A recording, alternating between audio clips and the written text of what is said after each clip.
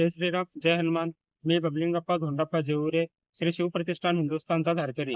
आज पौर्णिमेनिमित्त छत्रपती शिवाजी महाराज यांना आदरांजली वाहण्यासाठी सर्व धारकरी व हिंदू बांधव एकत्रित आलेले आहेत. आजची पौर्णिमा ही मार्गशीर्ष महिन्याची पौर्णिमा आहे. तसेच पुढच्या महिन्याची पौर्णिमेनिमित्त सर्व हिंदू बांधवांनी छत्रपती शिवाजी महाराजांच्या चरणी एकत्रित यावं, यासाठी मी शिवप्रतिष्ठान हिंदुस्थानच्या वतीने विनंती करतो.